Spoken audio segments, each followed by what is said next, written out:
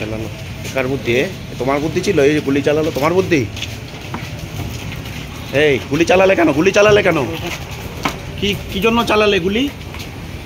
আমডাঙ্গার গুলি চালানোর ঘটনায় কোনো রকম রাজনীতি নেই, নিতান্তই পরিণয় সংক্রান্ত কারণে এই গুলি ও আগ্নেয়াস্ত্র কিভাবে সকলের হাতে আসছে তা বলতে পারবে পুলিশ প্রশাসন, এমনটাই জানালেন আমডাঙ্গার বিধায়ক রফিকুল রহমান।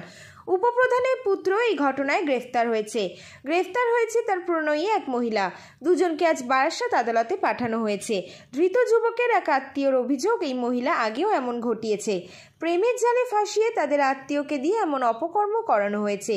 অন্যদিকে বিজেপি নেতা মরিচা গ্রাম পঞ্চায়েতের প্রধান সঞ্জীব ওরাং দাবি, অবিলম্বে আমডাঙ্গার থেকে আগ্নেয়াস্ত্র এবং গুলি মজুদ রয়েছে তা উদ্ধার করুক পুলিশ। ওর 4-5টা লোকের সঙ্গে সম্পর্ক আগে কবার পালিয়েছিল? দুবার পালিয়েছে। মানে এর বুদ্ধিতেই কি তোমার ভাইপো এরকম করলো? হ্যাঁ, এর বুদ্ধিতে, এই মহিলার বুদ্ধিটাই হয়েছে। কি শাস্তি চাইছো এই মহিলা? মহিলার শাস্তি চাই। ওই একজোড়া মহিলা হয় আর একটা মহিলার সংসার এই মহিলা না আরিফুলের সঙ্গে সম্পর্ক তৈরি করেছিল। তোমার নাম কি? এই সম্পর্ক চলছে কতদিন ধরে? এই সম্পর্ক চলছে আমি অতটা বলতে পারবো না। এর সঙ্গে সম্পর্ক কি উদ্দেশ্যে এরকম সম্পর্ক, কি উদ্দেশ্যে বানায় সম্পর্ক? যেমন মানে আমার ভাইপোর সঙ্গে গাড়িতে কাজ করতো, সেই সূত্রে টাকা পয়সা টয়সা নেওয়ার জন্য। এই হালি চাঁদরাতে স্কুটি নিয়ে এসে সোনা খাতুন রুকসানা খাতুন। তোমার নাম? রুকসানা খাতুন না রুকসানা বিবি। তোমার নাম? আমার নাম শুনতে হবে না। কি বলবেন এটা কি এর কারণ? সঙ্গে রাজনীতির কোনো সম্পর্ক নেই, প্রণয়ের ব্যাপার।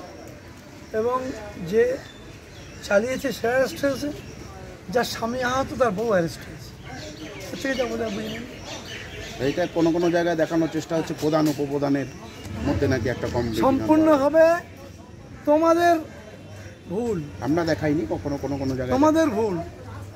এই মিডিয়ারা যা করে আমরা জানি, তোমরা হলো সমাজের দর্পণ। এই দর্পণ কিন্তু অনুযায়ী রিফ্লেক্ট করে, এটা বন্ধ করো। কোনো মিডিয়া বলছে প্রধান উপপ্রধানের গন্ডগোলে এই ঘটনা ঘটেছে। হ্যাঁ, প্রধানমন্ত্রী তোমাদের নামে কেস করবে, আমি বলে দিয়েছি। একটা মিডিয়ার নামে কেস করবে। হাজবেন্ড আমি তো যে মিডিয়া বলতে তার নামে এইভাবে কি করে হাতে আসছে? এটাও তো একটা শুনেন, প্রশ্ন। সেই প্রশ্নের উত্তর আমি দেবো না। সেই প্রশ্নের উত্তর যেই দেবেন তিনি একটু দূরে বসে আছেন। প্রশাসনের কথা বলছেন। এটা সম্পূর্ণ মিথ্যাহীন। আমার সঙ্গে উপপ্রধানের সাথে খুব ভালো সুসম্পর্ক, বা উপপ্রধানের সাথে আমার সবসময় প্রত্যেকটা দিনই কথা হয়, বা ও আসে, সম্পর্ক ভালো। এটা কালিমালিপ্ত করার জন্য একটা দলের ওরা বদনামি করার জন্য মিডিয়া এই করেছে। কিন্তু আমি উপপ্রধানের সাথে কথা হয়েছে, দুজন মিলেই মিডিয়ার নামে আমরা একটা কেস করব, কমপ্লেন অবশ্যই করব। উপপ্রধানের সাথে কথা উনিও আসছে, আমিও যাচ্ছি থানায়, একটা লিখিত আমরা করব দুজন মিলে। আপনারা জানতে পারবেন উপপ্রধানের কাছে বাইট নিয়ে দেখুন উনি কি বলতে চাই। আমাদের সাথে ওই সম্পর্ক মানে কোনো বিচ্ছিন্ন নেই, সম্পর্ক খুবই ভালো আমাদের। না না না না, ও আসলে ছেলে ওই মেয়েটার সঙ্গে সম্পর্ক একটা ছিল, বা কিছুদিন মানে পালিয়েও ছিল ওরা দুজন মিলে, মানে ভালোবাসার সম্পর্ক ছিল ওদের। তা ওইটা যাওয়ার পরে সে বউটাকেও অ্যারেস্ট করেছে প্রশাসন, বা ছেলেটাকেও অ্যারেস্ট করেছে সঙ্গে সঙ্গে। কিন্তু এই প্রধান উপপ্রধান এটা কোনো দলের কোনো ম্যাটার নয়। ছেলেটা মেয়েটাকে দুজন মানে ওই ছেলের ঝাঁকে গুলি হয়ে খেয়েছে, তার বইয়ের সঙ্গে এই উপপ্রধানের ছেলের সঙ্গে একটা সম্পর্ক ছিল। থাকবার পরে তারা পালিয়েও যায়, কিছুদিন মানে বাইরেও ছিল, দিন 10-15 বাইরে ছিল। থাকবার পরে আবার মানে এসে সংসার, বা দুজনের এরও বউ আছে, ওরও স্বামী আছে, দুজনের কাছে ফেরত যায়। যাওয়ার পরে একটা সিদ্ধান্ত ভালোভাবে চলছিল।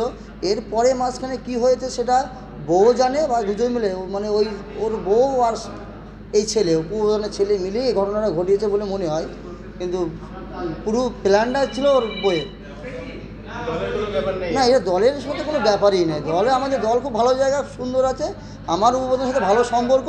আমরা এখনই থানায় যাব, উপপ্রধান আসতে ফোন করেছি, আমরা কমপ্লেন দেবো মিডিয়ায় নেয়। হ্যাঁ, চিকন। আমার নাম মিরাজুল হক, আমি তারাবিরা প্রধানের হাজবেন্ড।